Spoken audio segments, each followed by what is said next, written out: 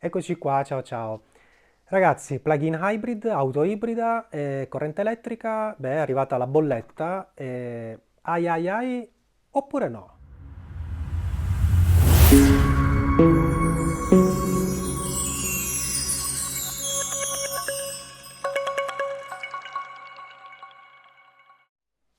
Dunque ragazzi, è arrivata la bolletta, beh in realtà questa non è una bolletta dell'elettricità, della luce, è la carta Binance, quella nuova, cripto, magheggi vari, insomma, vabbè, cose di cui non parliamo oggi qui. Allora, è arrivata la bolletta, in realtà non è il cartaceo, io ce l'ho in digitale, come magari molti già di voi fanno.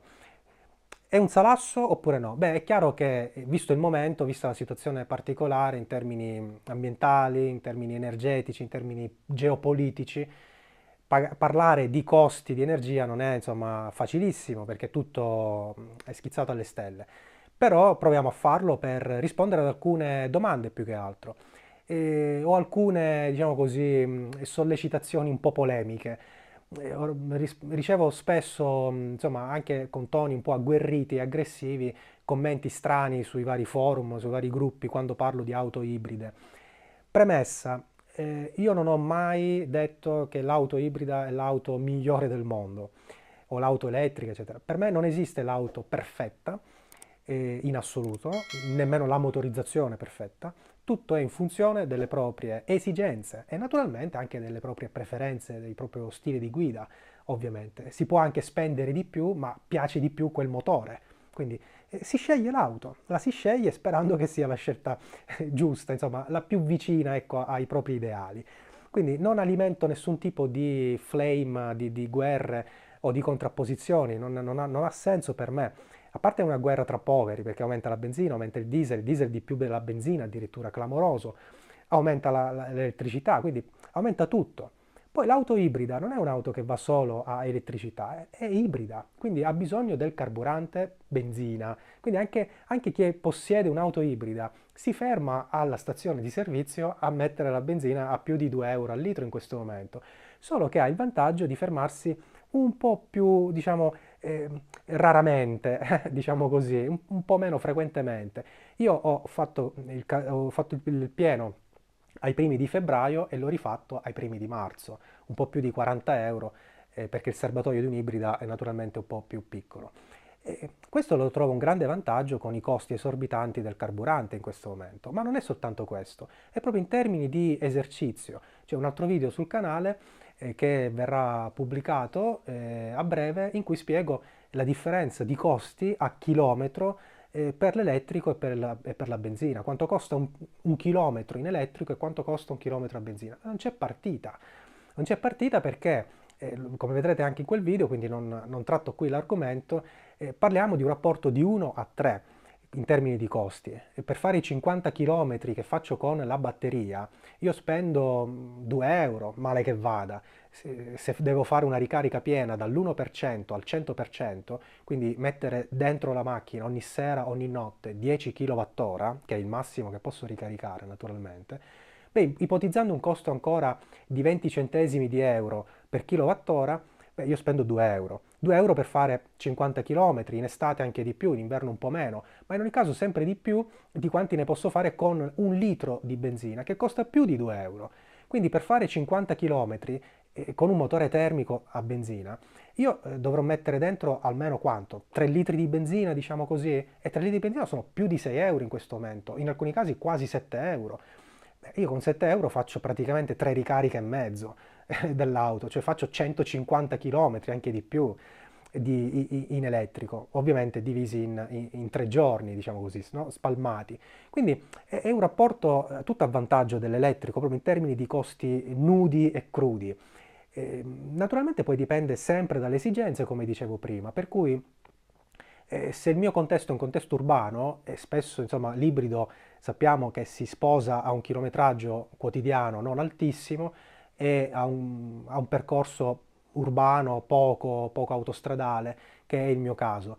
Bene, l'equivalente con un motore termico costerebbe molto di più, non soltanto alla pompa di benzina, cioè proprio al rifornimento e al recupero della materia prima. Quanto mi costa un kilowattora, quanto mi costa un litro, quanto faccio quanto mi serve per fare un chilometro in elettrico e quanto pago per fare un chilometro con la benzina. Ma in termini anche di efficienza energetica, in un contesto urbano, un motore a benzina, a maggior ragione un motore diesel, sono tremendi. Andate a fare 50 km in urbano o poco extraurbano con un dieselone. Lo so perché io vengo da anni e anni e anni di diesel potenti, cilindrate grossissime, super inquinanti. E ragazzi, facevo 8 km con un litro, cioè improponibile. Io ho tolto via, ho tolto il diesel perché non era per me. Non era per me, non significa che non vada bene. Se io facessi 200 km al giorno di autostrada, sceglierei un diesel. Non ha senso quindi creare delle contrapposizioni. C'è chi commenta, beh, poi ti danno gli incentivi di 10.000 euro per l'auto ibrida, ma poi ne devi mettere 400 euro al mese in bolletta. Ma io ho fatto due conti e ripeto, poi ci sarà anche un altro video su questo, ma vi metto qui la mia bolletta, qui da qualche parte, ovviamente l'estratto dell'ultima bolletta, febbraio 2022. Bene, quello è il totale che io ho pagato, dovete togliere i 9 euro quota canone RAI, e arriviamo a 157 euro. Ora vado un po' a memoria perché non ho i conti qui davanti a me in questo momento. Per 1800 kWh mi pare, una cosa del genere, 1200 kWh, 1800, ma ci arriverò a 1800. Quindi siamo a 1300 kWh, diciamo così, che è un consumo chiaramente bimestrale, è un consumo che significa che mi porta nel corso dell'anno agli 8000 circa kWh l'anno.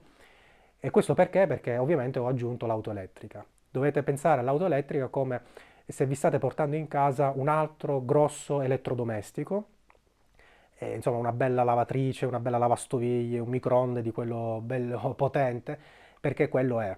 E naturalmente questo fa aumentare il consumo di kilowattora al mese, ogni 2 mesi, in bolletta, l'anno, eccetera.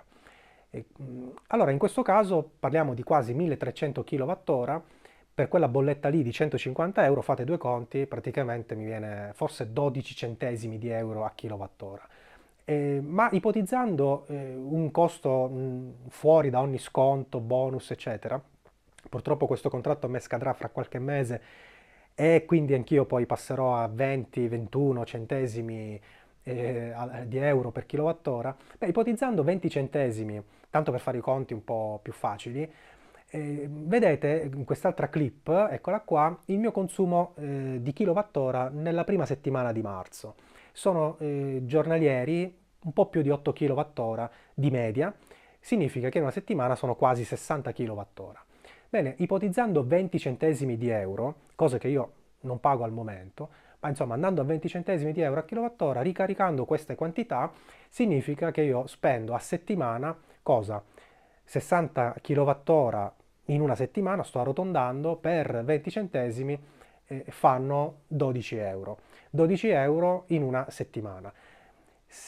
Andando al mensile, quindi facciamo 30 giorni, con una media di 8 kWh al giorno, io ho una media in realtà un po' più bassa, l'ultima settimana insomma ho ricaricato un po' più spesso perché ho fatto qualche giretto per fare qualche video qui per il canale, mi raccomando iscrivetevi perché ne escono sempre di nuovi, challenge, tutorial, insomma POV Drive, di tutto e anche molte risposte alle vostre richieste, quindi poi video di risposta alle vostre curiosità, alle vostre domande. Dicevo quindi, ho ricaricato un po' di più, ma tenendo per buona questa media, 8 kWh per 30 giorni fanno 240 kWh in un mese.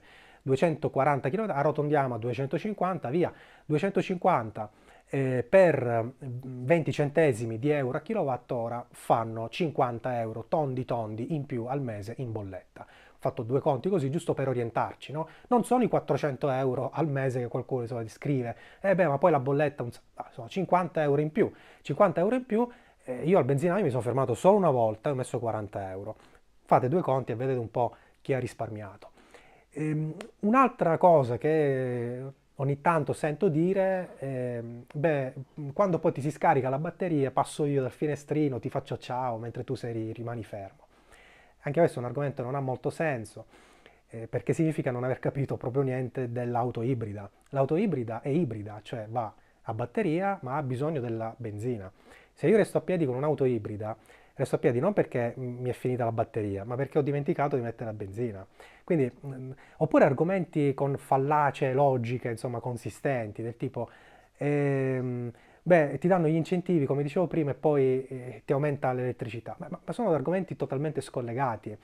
Ti danno l'incentivo, vuoi comprare l'auto, hai questo incentivo. Se poi aumenta la materia prima, l'elettricità, il carburante, cosa c'entrano gli incentivi? La benzina è aumentata tanto, anche di più, e non c'erano incentivi per il termico.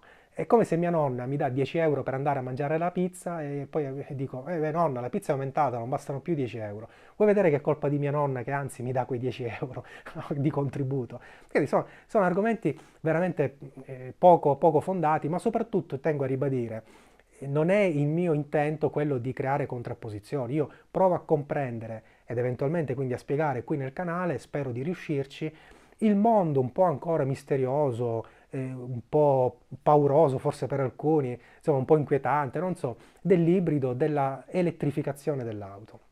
E quindi dico sempre, non esiste l'auto perfetta, non esiste la motorizzazione perfetta in assoluto, ma esiste quella migliore per le nostre esigenze. E quindi le scelte vanno fatte soltanto in quest'ottica. Vi rimando al video in cui faccio l'analisi un chilometro in elettrico, un chilometro in benzina per verificare poi proprio con i conti in mano che se potete dovete viaggiare in elettrico, ma poi se avete comprato un'ibrida l'avete comprata proprio per questo. Quindi un altro errore che fanno invece i possessori di auto ibrida è quello di non ricaricare mai. Va bene? Avete totalmente sbagliato acquisto. Dovete sempre viaggiare con la batteria carica il più possibile. Quando la scaricate, insomma, non fate centinaia di chilometri con la batteria scarica, non ha senso.